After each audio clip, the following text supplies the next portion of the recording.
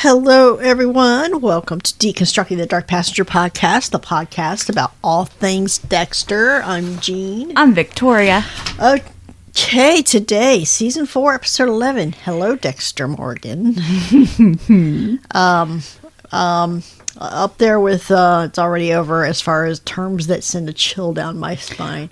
Yeah, I mean, when you hear that, you see it, it's the title, but when you hear it in the episode, it made the hair on the back of my neck stand up. Well, they do it again in Resurrection. Somebody else does it. Says the hello Dexter Morgan. It's like, oh. Yeah, but when it's done by John Lithgow and the way it was in this episode, it was just the hair on the back of my neck stood up and I'm like, oh no. That's the worst thing I've ever heard. Yes. Okay, so Dexter is watching. We open with Dexter watching Angel question Christine. She pretends that she doesn't know who her father is. And Angel tells her, we're being nice to you because of Joey. But like he actually says, you're in trouble. You're like, yeah, this is bad. Yes. Arthur, he's on his own. He's in the wind. He's at a hotel. He's not staying at the house. He's trying to call Christine. Of course, she's obviously not answering. He sees a news story about Scott. Yep. He's like, okay. And then he calls Dexter, or Kyle. And he wants to know, hey, what kind of man witnesses a child abduction and doesn't call the police? Dexter made a lot of fatal moves this season. This was the biggest one. Yes. Because he says, I want $50,000 and I'm going to tell everybody that you're a pedo, a PD. John Lithgow's like, I most certainly am not. I know, after everything he goes through in this season, and the pedophile is the thing that makes him the maddest. Being called a pedophile, I have killed probably hundreds of people. At least a quarter of them were young boys, but I'm not a pedophile. I mean, look, neither one's a prize, but like, who are you to be indignant about anything? I know, like, you're not a pedophile, okay. Let's just call you the serial killer then. Yes, the child murderer. Is that better? Would that piss you off anymore? He's like, school teachers don't have that kind of money. Okay, Arthur, you'll be fine. And so he's like, okay, he hangs up. They hang up. End of the conversation. Trinity immediately goes to work. Another phone book. We're getting a lot of phone books this year. Yeah. There's 2 Kyle Butlers in Miami. Life's about to get hard for them. Yeah. I'm sorry. Like, maybe Dex should have thought of a better name. Shit. There's a lot Dexter should have thought about. So, back with Christine and Angel.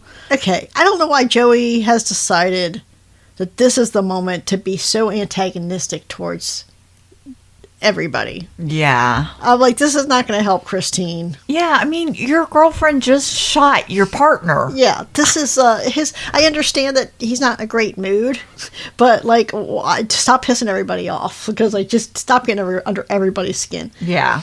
And well, anyway, they get the go ahead and search Christina's apartment, and Joey's like, coming with you. Maria's like, the fuck you are? No, sir, you are not going to search your girlfriend's apartment. No, that's not happening.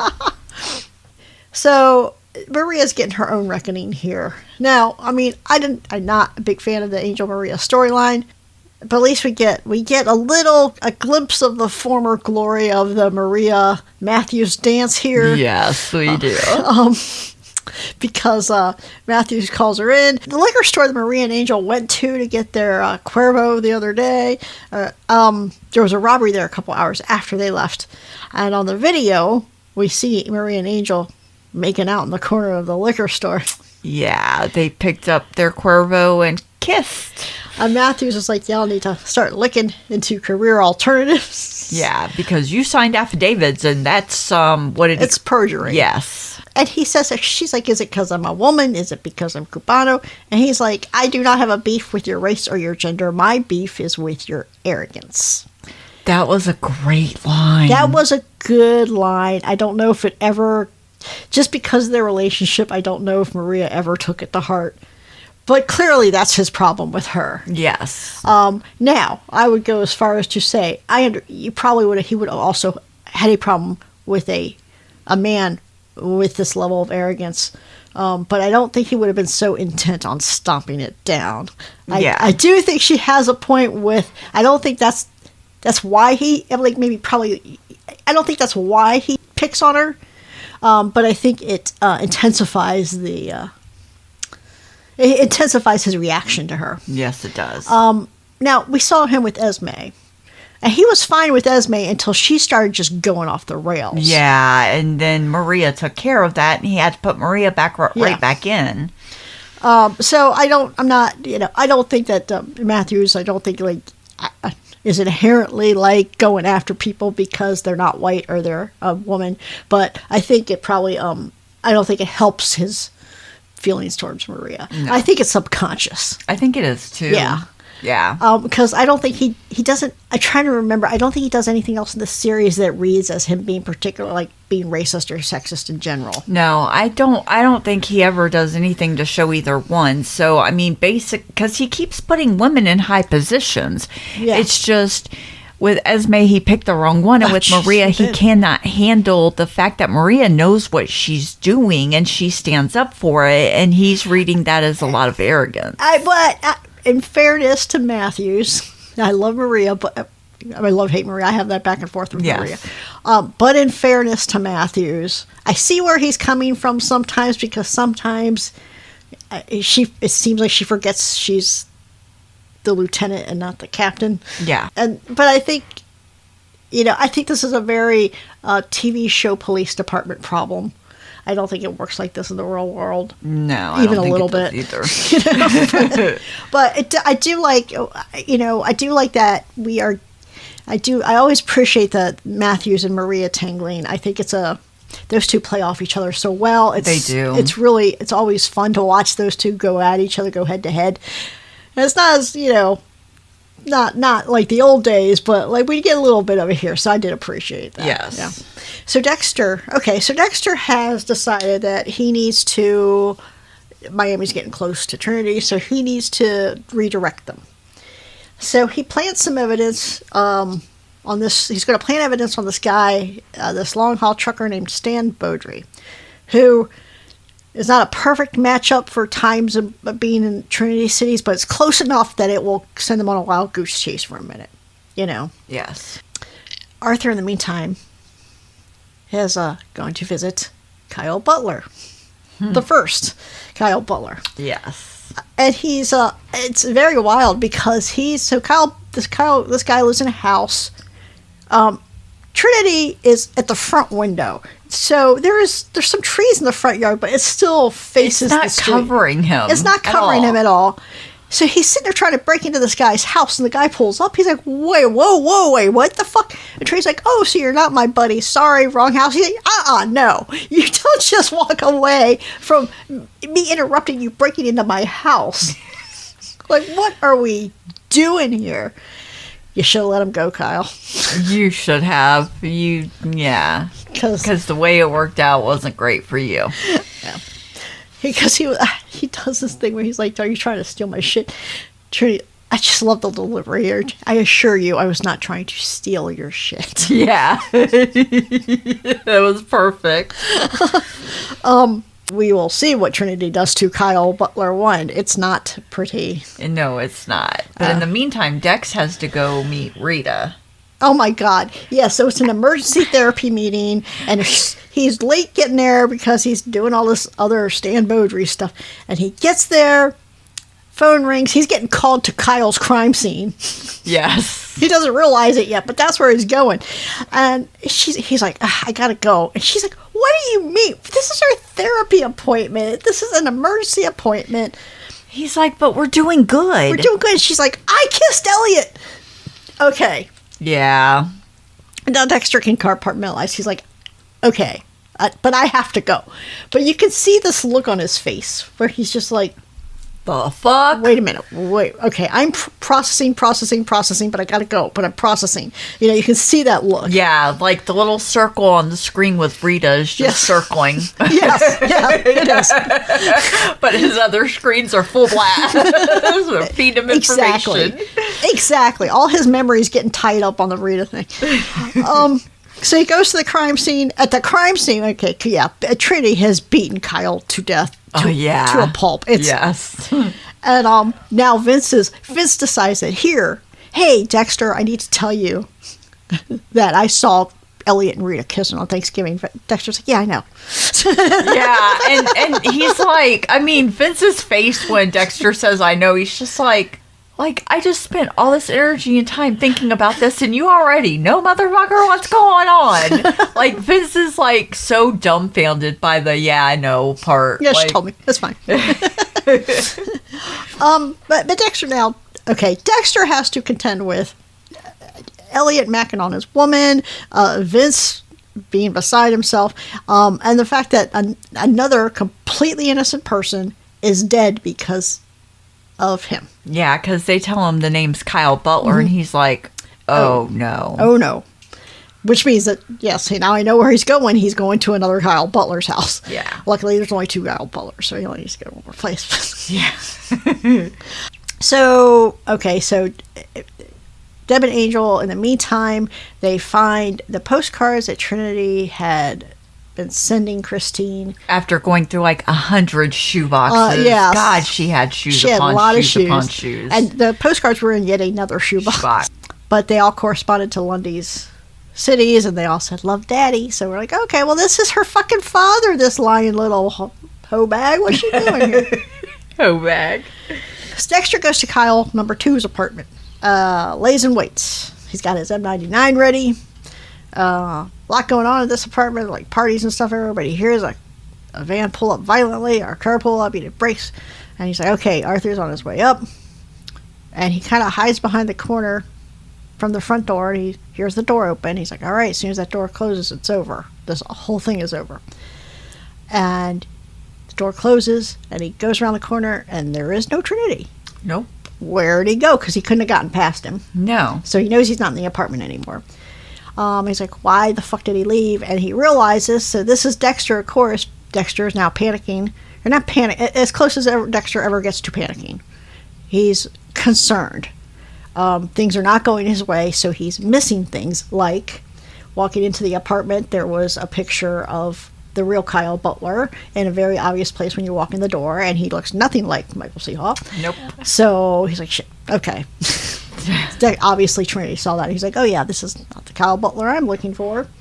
But, you know, Dexter, at the top of his game, if he wasn't so flustered with everything going on, would not have missed that. No, he wouldn't have. We go back to Angel is questioning Christine. She wants a lawyer.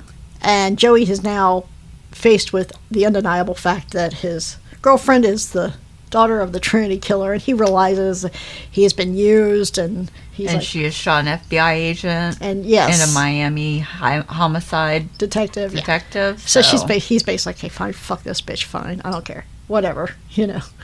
I guess it was just he was kind of in denial before, but he can't be in denial anymore. He gets mad because he's like, I fell for it, you know, I let her get in, and Deb's like, Gwen, I was engaged to the ice truck killer.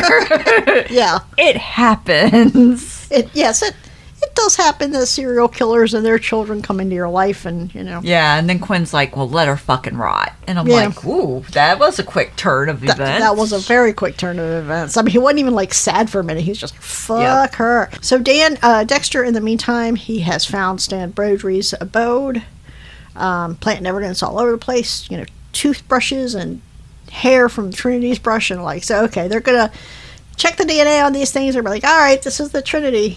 This is Trinity. Rita doesn't know how to feel because he is being very even keeled about the Elliot thing. Yes. And Rita doesn't know what to make of it. At home that night, she's like, you know, I'm sorry, and he's like, yeah, mistake. He's like, okay, I accept your apology. And she's like, okay, well, I would be if the situation were reversed. And it was at one point with Lila, you know. She's like, I would be hurt and angry and disgusted. And he's like, is that what you want me to do? And she's like, well, no. But I was like, so then, Rita, what do you want? What do you want? But I do get it. It's a little disconcerting if somebody's like, okay, yeah, you kiss the neighbor, whatever. Yeah. But we know he's not. I mean, because we saw, he had that look on his face when she told him. Yeah. Where he was just like, wait, what? Wait, seriously? But I think he's just like, he doesn't, his habit is just to retreat into, I just don't want to make waves. Yeah. I just don't want to. I want to make things worse. Right. So that's why he's just kind of like, it's okay, you know. It's Trinity. Yeah, Trinity goes by Christine's and sees the crime tape up, and he's like, okay, there's no place for me here. Keeps going. Yep. But Dexter goes to Trinity's house. This is where he gets all this stuff he's going to plant at Stan Beaudry's. Because he ends up finding Stan Beaudry, the man himself, and dispatching of him pretty quickly. Yeah. Stan Beaudry does have a record, though, of killing, like, some prostitutes and things. And he dumped her at the side of the road or something, yes. But he's not. There's nothing about Stan Beaudry, as they will talk about later. There's nothing about Stan Beaudry that indicates that he's like this super organized serial killer. Yeah, there's no way. Angel calls. He's in the middle of trying to get all this stuff together to plant at Beaudry's. And Angel calls. He's like, I need you at the station. Now. And he's like, Dexter's like, well, how about Masuka? And Angel's like, no, Masuka cannot do this. You have to be here. Yeah. We do get a nice scene here. I think he's in Trinity's bedroom, and there's this one of these, like, 5 segmented mirrors. Yeah. And Harry's telling him, you're juggling too many people. He's like, you know, you're Dexter the blood tech, Dexter the father, the serial killer. Now you're Kyle Butler, the extortionist. And they have this nice shot of, you can see, like, all these different angles of Dexter in this mirror. Yeah. The segmented mirror. This reminded me, small spoiler for Resurrection, not really, it doesn't give away a story point, but it's there. There was a moment in Resurrection where they come back to this idea a few times about the tying the tie, which they basically use it as a way of showing knowledge being passed down between generations, of like a familial bond type thing. They've done it a few times in this series, but in Resurrection, Dexter is showing Harrison how to tie a tie, and they're looking at it in the mirror, and Dexter is like, Harrison's in front of the mirror, and Dexter's right behind him, and then Harry's right behind Dexter, so you kind of get this is what this scene reminds me of. Yes. You know, obviously it's a much nicer scene in Resurrection, but I like this scene. I like this idea. I thought it was a nice idea. I like that. I liked it when they pull back and you see it. I'm like, oh. Yeah. Yeah. It makes the point. I mean, it makes the point, but it's also like, but who, you know, like the old line goes, you know, who talks the same way to their grandmother as they do when they're, like, haggling with a prostitute, you know? Yeah. Like, everybody's got multiple, you know, not dissociative identity, sort of, but everybody has different aspects of their personality. Yes. Yeah, okay, I mean, you know, Dexter the serial... I mean, the serial killer is just one part of the complex creature that is Dexter Morgan. You know? But, again, we're going back to Harry, you know... Dexter's choice to use Harry to embody his conscious, or his sounding board, you know? Yeah. You know, so we're left with, like, there's a reason that you would think that Harry breaks things down like this, like, in such a simplistic way almost, you know? Yeah. Harry was a black and white guy. And we're seeing, I think, in this season more than the others, we see the fallout of that kind of black and white thinking. Yes, we do. But we'll get there. I just wanted to kind of point that out while I was thinking about it. So at the station, Deb and Christine. Deb goes in to talk to Christine. She brings a breakfast burrito. Christine turns her nose up at the breakfast burrito, which I'm like, this is red flag. If we knew nothing else about her, you are not too good for a breakfast burrito. Yeah. I mean, come on. A tortilla and eggs. Oh. Cheese, veggies. Wrapped up all nice and tight. Oh, my God. Maybe a rice and... Oh, yeah. Now I'm hungry. But so Deb's like, yeah, I figured that because you're a snotty bitch. So I brought you a little Del Monte Mandarin Orange Cup in a shitty jail sport. Here, She's telling her, I know you can do the right thing. yeah, she's trying to relate on the daddy issues thing. Christine's like, yeah, I'm not going for this. I know what you're doing. I'm not, you know. Her lawyer has shown up. Her lawyer wants her out. Yes, her lawyer. Most defendants' lawyers in a perfect world would like their clients to be out. That's not too weird. Yeah. I feel like they basically have her dead to rights, but they make the decision. Like, they could go back and get her at any time at this point. So they do put surveillance on her. Yes, they do put surveillance on her. They make the decision, like, let her out. That's fine. Let her out, because her first thing she's going to want to do is go talk to Trinity. Yep. And that's how we'll find him. Well, you would think, except for Trinity's already been like, fuck this bitch. Trinity's already sniffed out what's going on, so he's not even, that's not going to happen. The reason Dexter was called so in an emergency to the station was to witness Dexter, Angel, and Maria being married. Aww. Okay, but Dexter is seething. He's like, is this what I came here for? Fucking really? Well, they both trust him, so, you know, I know, he's but the first one to know they're married. He is visibly agitated about yeah, it. he's got a sign. He's their witness. So he goes on the road. He's looking for Beaudry himself, the man himself. He's got this wild trucker talk. It's crazy. It's crazy. But while he's doing that, he gets a call from Arthur. He's like, hey, Kyle, I'm at your house. And Dexter, of course, his asshole puckers. He's like, mm-hmm. Apparently, so the address that Dexter had put in when he volunteered for Four Walls was like the address for this place, jet ski place on the beach or whatever. So Dexter's like, okay, all right, great, whatever. You know, like, obviously the jig is up. It's a matter of time before he gets to He knows Dexter's been lying the entire time now. Yeah. So in the meantime, Dexter does snatch up Bodie, like I said, gets rid of him pretty quickly. I do like this little moment with Beaudry, because he's got Beaudry on the table. He's had a couple other people do this, where I think Miguel did this too, where he's like, this isn't over, but Beaudry's like, I'm gonna kick your ass, and I was like, what? How? You can't even get up off the table. You are saran wrapped to a table. But I like Dexter's reaction. He's like, yeah, I heard you. Yep, okay. You're good. Whatever. Okay. Yep. Don't have to repeat yourself. I got it the first time. And he gets everything. You know, he gets to finish planting all that evidence that he got from Trinity's. Yeah. So they're going to, when they decide to put their sights on Stan Beaudry, they're going to find a bunch of Arthur's DNA. Yes, they are. Okay, so Christine borrows her. She's at home. She's being surveilled, but she doesn't know that. But she has borrowed a neighbor's phone to call Trinity, and he's like, do not call me anymore. It's over. It is done. We are done. Like, ever. Do not call me ever. No more Christmases, no more Thanksgiving. We're done. Yeah, and hangs up on her. Yeah. And she's just like sitting there like... She's devastated. Yeah. Yeah. Dexter's playing all this evidence. He says something about, I can't believe that Beaudry would have a toothbrush. Yeah, he goes, but I'll put it here for good measure. Good measure. So Dexter gets home. This is such a great scene. Elliot's out there. Dexter's like, I should just leave this alone. Yeah, I should just leave this alone, but he doesn't. He goes up to Elliot, and he's like, hey, Dex, you know. Dexter just punches him. Yep. He's like, don't touch my wife again. Yeah. And Rita was looking out the window, so she saw the whole thing. Elliot is he's trying to smooth talk Dexter. I'm like, yeah, shut the fuck up.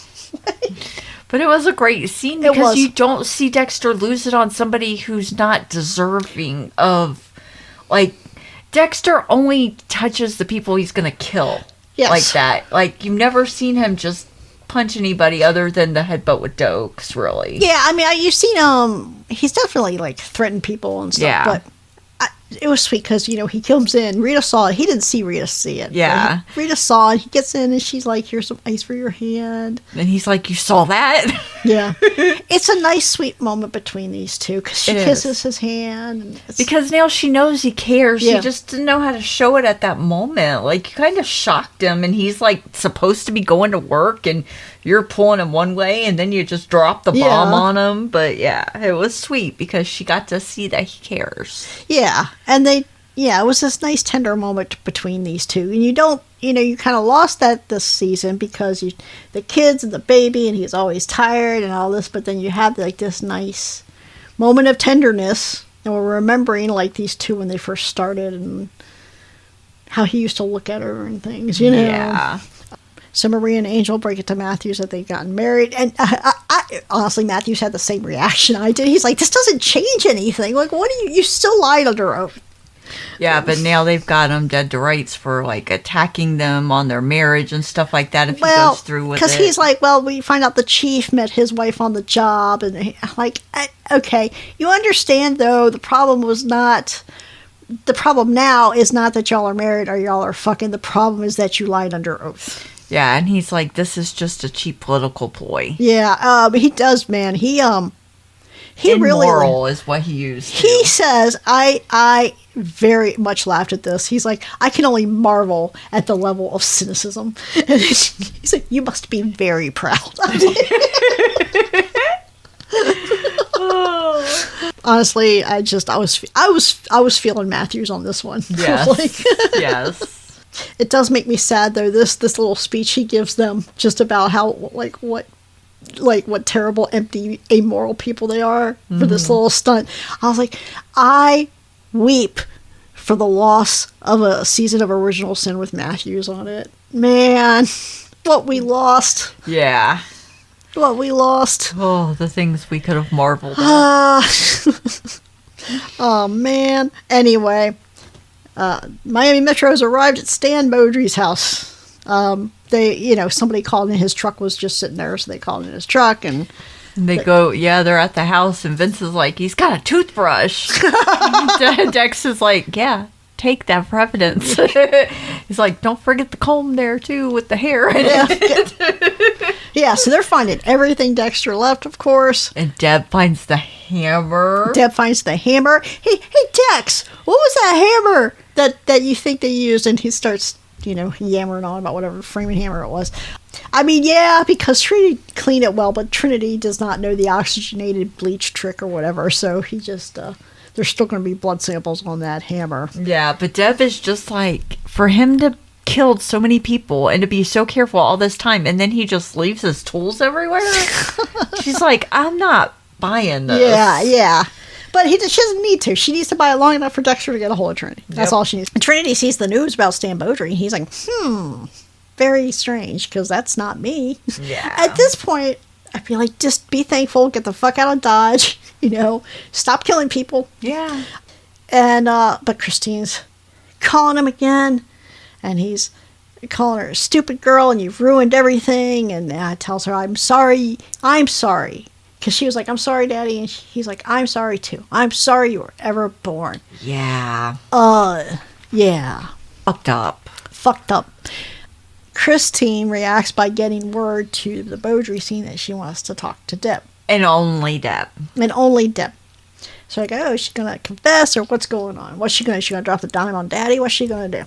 A Dexter in the... Okay. All right, let's finish up this Christine thing real quick, and then we'll go back to the Dexter thing. So Deb goes over there.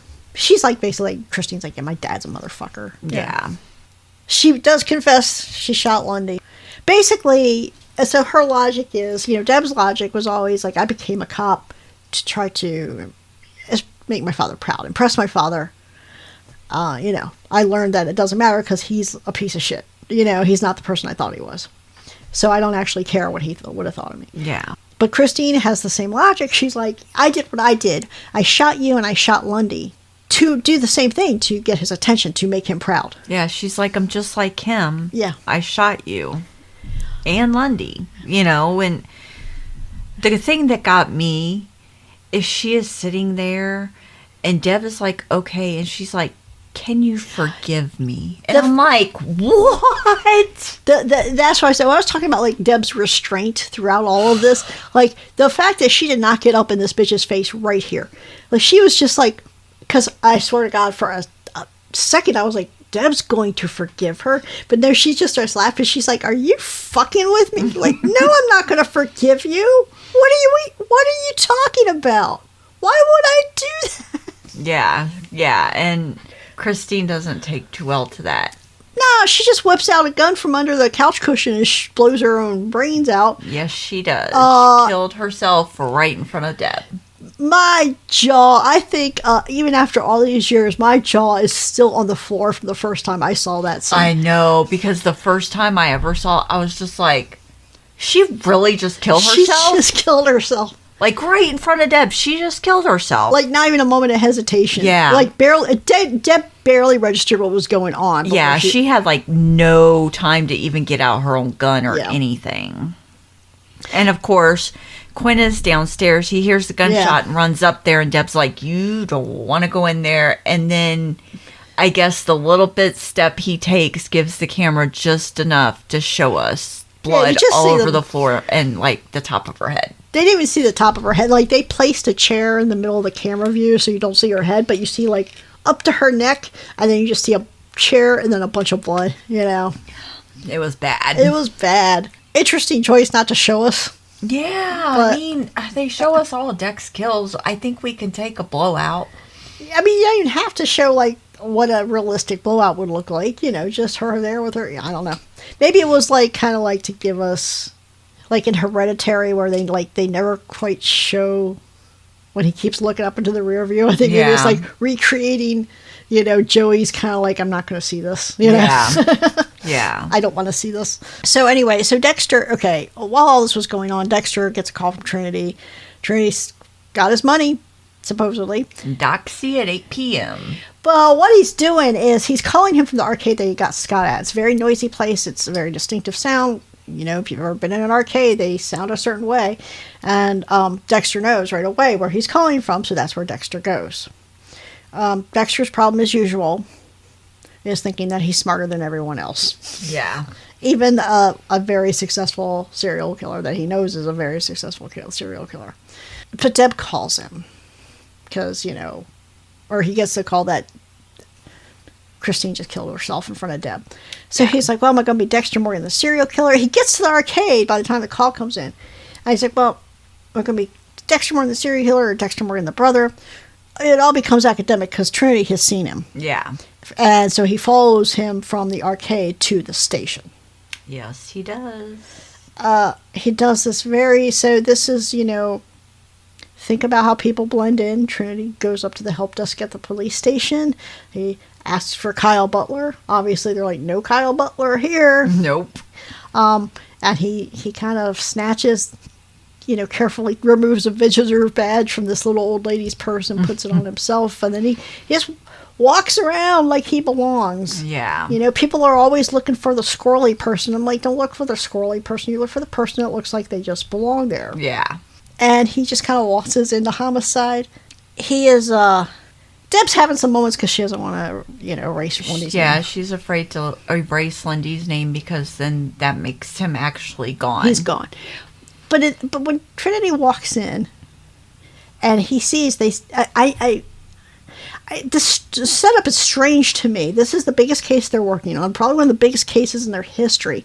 And it is in this glass-walled room. It's very open and visible to anybody walking by. Yeah. Including the man himself. And he walks in there. Nobody stops him. Nobody's like, you've got a visitor badge. That doesn't mean you're allowed to walk into these areas. Yeah. And he just walks in. He's looking. He's like smiling. Yeah. He is very proud of himself. Very proud of his work. Up on boards, dates, places. It kind of gives the lie to this idea of he's acting out of this trauma, which we had talked about before, is like, he just was fucked up anyway. Yeah. And like the fact that he's driven by the impulse of this trauma. I'm like, no, he's not really. That's just kind of the mold that his urges took. But he's smiling. He's proud of his shit. Yes, he is. Yeah. There's no, I don't see any sadness there. There's no regret. He's just as proud of his shit as Dexter is of his blood slides. Yeah. You know? Exactly. Except that these were innocent people. Yeah. And Dexter spots him, and he's like, "Sir, you're in the wrong place." You know what? Actually, I did want to go back a minute. When he was looking around, because he realizes Kyle Butler is in here, so he's looking around the police station before he goes up to homicide. And they have the trophy case, and they have a picture of the bowling team. Yes. I'm just saying, like, this is one of these things where it's like, this is good storytelling. They didn't contrive some crazy way for him to figure out who Dexter was. This is a very natural, well-established way for him to happen across this. And, his name is Dexter Morgan, you know. Yep. So that's, and then of course he goes up there. And so Dexter spots him and he tries to come off. He's like, "Sir, I think you're in the wrong place. Let me show you out." And he's like, "Oh, no, I'm in the right place." But he does this when Dexter walks up to him. He's like, "Hello, Dexter Morgan." I mean, it is the one line that sticks out in my mind forever. Dexter's, like, all of the Dexters, that line just gets me. Yeah, again, a little small touch, but when he does the little "Hello, Dexter Morgan" thing, he kind of touches Dexter's lanyard, you know? Mm-hmm. And I'm like, even the ongoing joke about Dexter not having a badge, he has a lanyard, they even used that here. Yeah. I mean, it's just like the indignity of having that lanyard that you're so proud of used against you. Yeah. But the minute he says, "Hello, Dexter Morgan," I'm just like, oh, shit. Yeah. But again, this is all Dexter's, you have a tragic, if you want, he's an anti-hero. He's not really a hero. But the tragic flaws, and his tragic flaws is being very cocky. Yes. Thinking he's the smartest person around. I mean, even somebody he knows who's very smart. And getting, like, you couldn't think of anything better than trying to get money out of him. Yeah. Like, $50,000. Yes, he's a teacher, in whatever year this is, 2009. How's he going to have $50,000 just laying around? And you're going to accuse him of being a pedophile. Well, he knows that's not true. You both know it's not true. Yeah. Whatever he is, he's not that. So you're not going to, I mean, I don't know. It just feels like, this was not, but it's not out of character for Dexter when he's trying to make these he complicates his lies sometimes. Yes. And when he does that, he does dumb shit because he's not panicked. I don't want to use the word panic. He's never quite panicked, but he is more out of sorts than normal. Yes. And so he made this bad decision to try to extort the most successful killer in American history. I mean, as cool as you think you might be, Dexter, you're not. This guy's been doing it since you were a baby. Before you were born, probably. Yeah.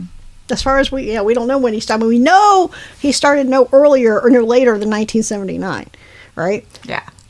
He could. We don't know how long he was going before that. You know? Exactly. Because we don't even know. His family might have been his first victims.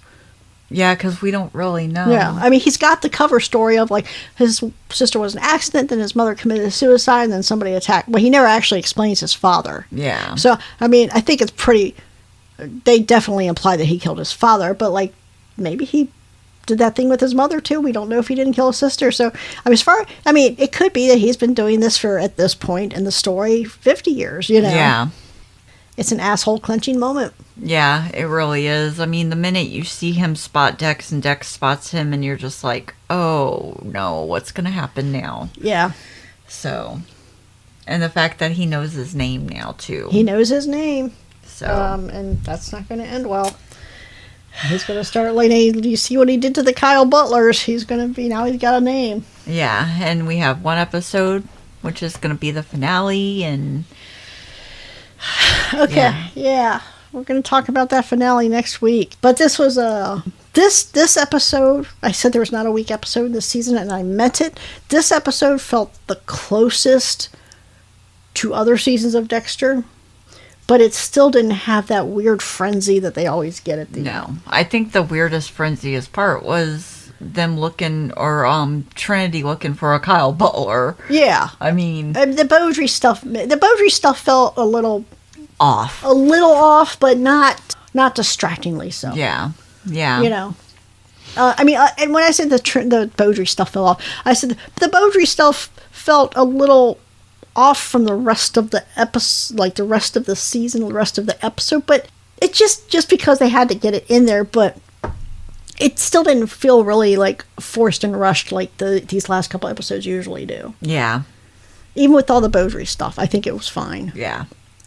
It's like I said, good episode. I mean, not as good as the Thanksgiving episode, but nothing will be that good. Yeah, that was great. But still a really good episode, and it leaves you with like, shit, what now? What's next? Exactly. Like terrifying. Like this is Dexter's worst nightmare. The end of this, for now, his worst nightmare is the end of this episode, where somebody who knows exactly who he is. But we'll see what happens on the next episode. Dance with the devil, you know. Yeah, we're going to talk about that next episode next week. We'll talk about the finale. In the meantime, you can join us on our other podcasts, the Outside Food and Drink, which is our movie podcast. Do a lot of different movies. Been doing a month of Giallo movies, a month of Vacations from Hell. We got a lot of stuff coming up for the rest of the year. All that stuff will be up on the website. And as far as the website goes, we'll have all that information in our show notes along with our socials. Also there, you can find The Final Assessment, which is our podcast about the show Evil, which is if it's a show you haven't watched, it got... they pulled the plug on it about a season or two earlier than they had planned to, which was a shame. It was a very good show, and if you've never checked it out, do check it out. There's 4 seasons. And check out our discussion of it on The Final Assessment. And in the meantime, like I said, follow us on our socials, drop us an email. All that information will be on the show notes. Until next week, we have a hard talk about this finale. Yes, we do. Later. Later.